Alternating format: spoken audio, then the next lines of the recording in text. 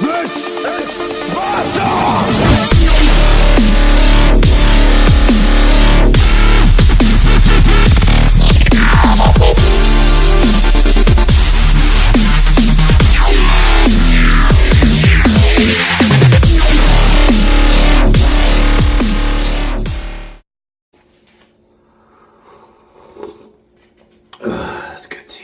Yo, what up? It's your boy Noah. Okay, so it is April, and you know what that means. One more month, and it's summer holidays.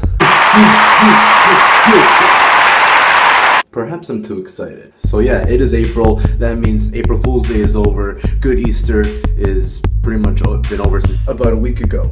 And the countdown to May officially begins now. Aside from the countdown to what might be the biggest break we have ever gotten so far, there's still one more obstacle that us university students gotta go through, and it is final exams and final projects. And if you think I'm over-exaggerating, you're either a high schooler, a middle schooler, a grade schooler, a kindergartner, or a One Directioner. Anyway, as much as we do not want to admit it, we have to go through finals.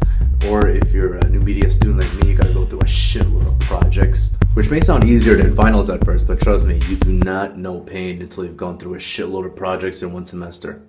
Anyway, let's pretend finals are over and we skip forward to May. Let's get to the reason why this video even exists. 3 things to do during the upcoming summer. 3 ways to spend upcoming summer. Number 1, watch a shitload of movies. I mean, come on, let's be honest. Everyone loves movies. You got friends or family that don't, disown them immediately. Just kidding about that last part. One movie I definitely recommend is the new Furious 7 movie. I just finally watched it about yesterday, and trust me, it is the best Furious movie I've ever seen. But that's a whole different video.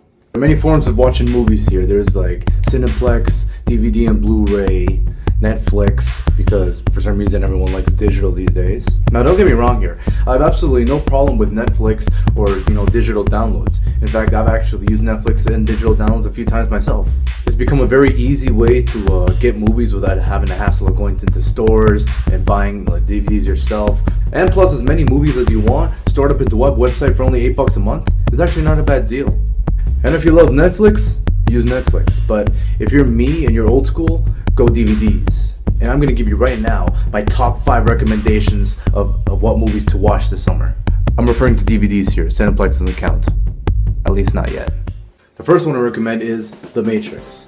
Now, The Matrix is something that's been with me my whole life. Matrix is my all-time favorite movie. It is amazing. I love Keanu Reeves and Lawrence Fishburne in it. The plot line was amazing. It was just...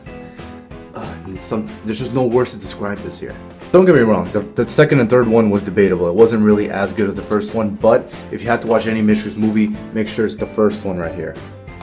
My second recommendation is any movie from the Dark Knight Trilogy. Christopher Nolan, he does it right. He is my all-time favorite director. I love his movie style, his movie making style. He knows how to get you intrigued into the plotline. He knows how to do it right. And with the Dark Knight Trilogy, he took one of the most beloved DC comic superheroes, or in Batman's case, just a hero, and turned it into something amazing. Batman is my all-time favorite DC character, and I love the dark tone that Christopher Nolan went with this. So, the Dark Knight Trilogy, I highly recommend you get either one of them if you only want to buy one, but in my opinion, buy all 3 of them. Trust me, like on DVD as well. It'll be worth it. My third recommendation is the Terminator franchise. Because let's be honest, the Terminator movies are badass. Schwarzenegger is badass. This whole movie is badass. The robots in the movie, the machines in the movie are badass. I love the plot story of the machines taking over humanity eventually, Judgment Day. That if you're only going to watch one Terminator movie, I recommend Terminator 2 Judgment Day. Trust me, out of all the movies, in my opinion, Terminator 2 is the best one. In fact, on a side note, I am really excited for the new Terminator Genesis movie that's coming out. Schwarzenegger coming back. Oh man, I'm so pumped. Recommendation number 4, The Lord of the Rings or the Hobbit trilogy. Yes, I know, I don't own the third one yet. Alright, don't judge me. Let's face it, The Lord of the Rings is one of the best trilogies ever made. It's won over 20 Oscar nominations. I love Peter Jackson as a director. I love how he does CGI correctly. In most movies, they do a shitty job at CGI, but with Lord of the Rings and also the Hobbit trilogy, so to speak, Peter Jackson does it right. So yeah, I recommend you go to HMV right now and get yourself the Lord of the Rings trilogy and or the Hobbit trilogy as well. And also, I recommend you get the theatrical version. I know a lot of you like extended versions, and honestly me, there are times when I prefer the extended versions as well, but in some cases, I definitely love the theatrical ones just because it's the original final cut, you know? And finally, my fifth recommendation, my all-time absolute favorite trilogy, the Star Wars trilogy. And no, I do not mean the prequels, I mean the original trilogy. I have been a huge, hardcore Star Wars fan pretty much my whole life. And yes, I know I don't have the DVD set because they got destroyed a long time ago. I'm trying to ignore the special changes that George Lucas put on that pretty much ruined the original trilogy. Star Wars is still the all-time best sci-fi galaxy franchise ever.